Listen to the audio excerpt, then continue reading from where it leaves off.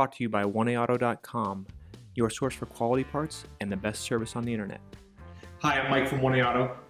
I hope this how-to video helps you out. And next time you need parts for your vehicle, think of 1AAuto.com. Thanks. In this video, we're going to be working with our 2001 Ford Ranger 4.0 liter V6. We're going to show you how to remove and replace your thermostat, which we recommend you change anytime the engine overheats or anytime you lower the coolant level in the system, because it's right up top, easy to change, and crucial to the management of your engine coolant temperature and circulation of that coolant. If you like this video, please click subscribe. We have a ton more information on this truck as well as many other makes and models. And if you ever need parts for your vehicle, think of 1AAuto.com. You can follow the link down in the description. Here are the items you'll need for this repair.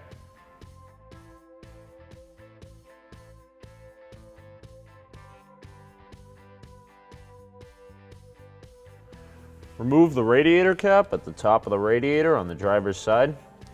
Simply push down and turn counterclockwise.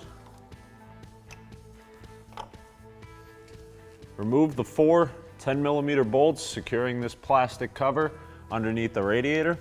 We're going to use a socket, ratchet, and a long extension for this.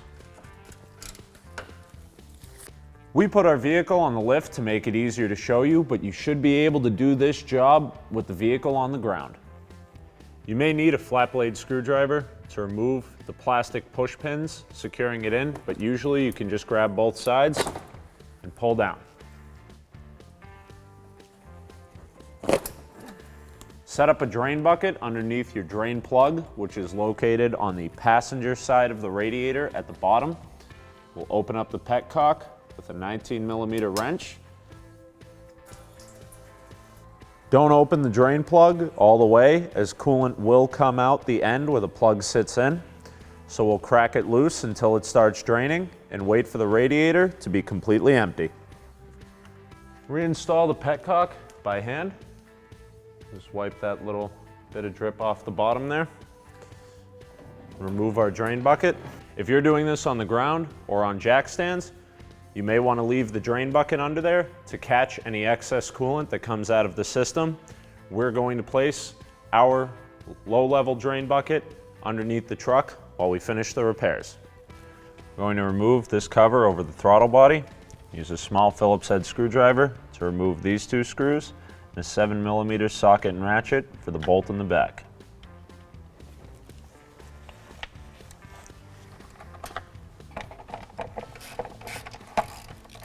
Remove the cover from the intake. We're going to use a flat blade screwdriver to loosen these two screw-type clamps on our intake tube. We'll then wiggle the tube off of the MAF sensor in the throttle body and remove it from the vehicle.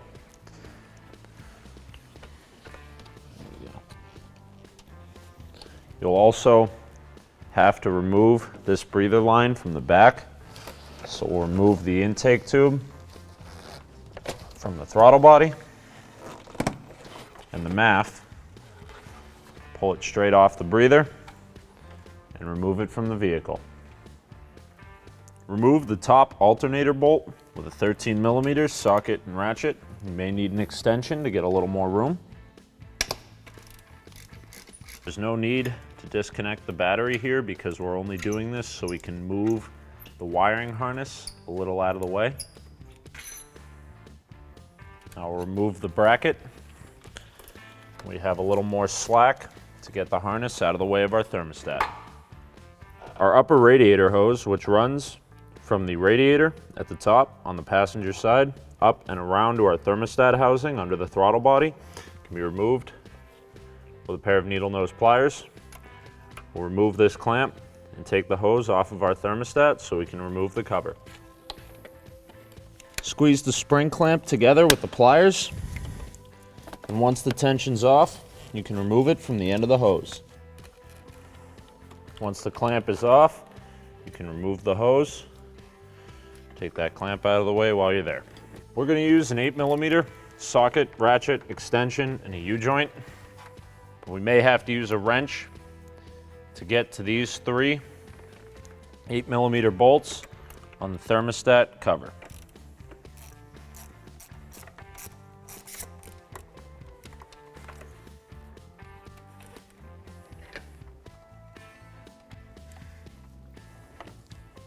Once the bolts are out, wiggle the thermostat housing cover loose. And remove it from the vehicle. We'll reach down, pop out the thermostat, remove that as well.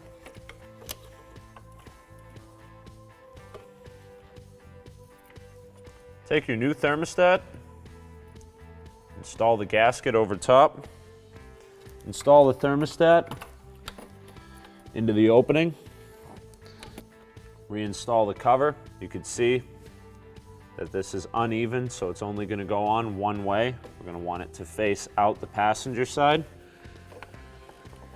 Going to have to move the wiring harness a little bit to get it into place and over the studs. Press it down and reinstall your hardware. You use that same 8mm socket, ratchet, and universal joint along with an extension to tighten down those 8mm bolts.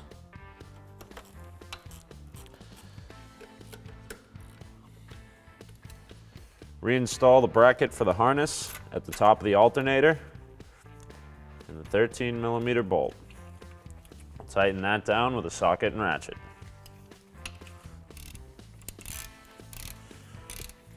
I like to replace those spring-style clamps with these screw-on band clamps because these we can always make tighter as time goes on, where the spring steel ones tend to wear out over time and they can leak or they can break. Plus, they're a lot more difficult to remove and install, especially in tight places. So we're going to change ours out with the band clamps and tighten them down with a screwdriver.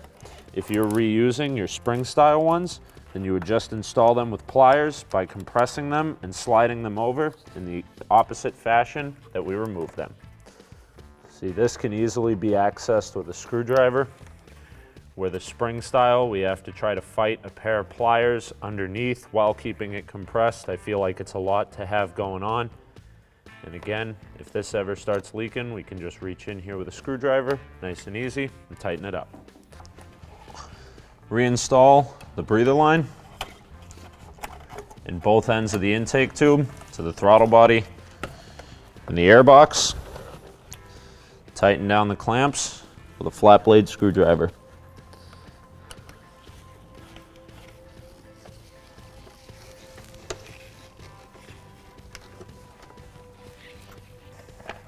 Reinstall the engine cover.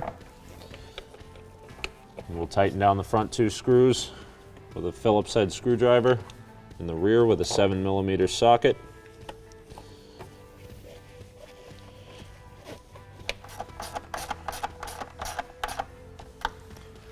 Reinstall the bottom cover. Remember, it has the plastic clips to help you line it up. Then install the 4 10mm bolts with a socket, ratchet, and extension. There are 2 on each side.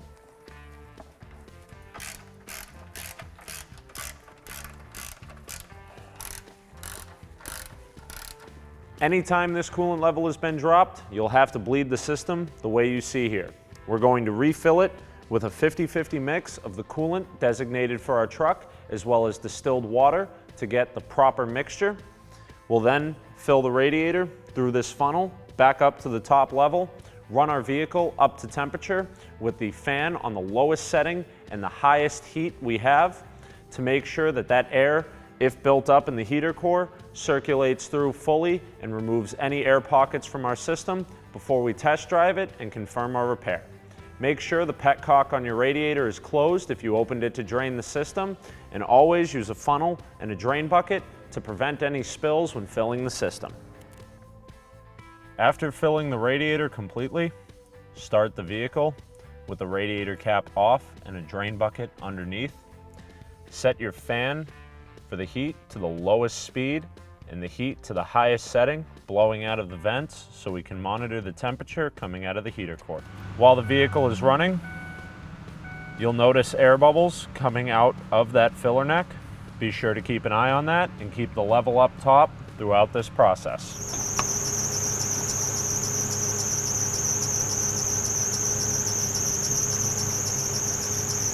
You can see here that our vehicle needs more coolant.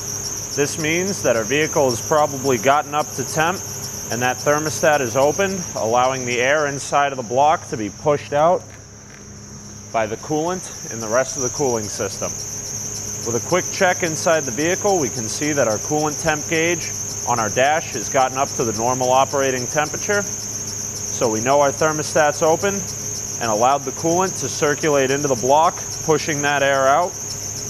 Now we just need to wait for the level to stop dropping so we know our coolant's full, and check that we have proper operation of the heat to be sure that the heater core has had all those air bubbles pushed out as well.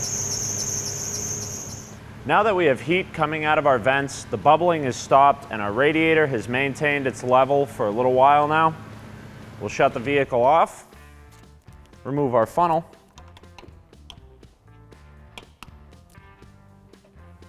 level stayed right up top. We'll reinstall our cap. The level in our radiator overflow tank, which is located here, hasn't changed, so there's no need to touch that, but you can top it off if necessary. So now we'll wash down any spilt coolant off of our engine and test drive our vehicle. Always be sure to monitor your cooling temperatures anytime you have to bleed the system on the initial test drive to be sure the vehicle doesn't overheat. Thanks for tuning in. We hope this video helped you out. Next time you need parts for your car, please visit 1aauto.com. Also check out our other helpful how-to as well as diagnosis videos.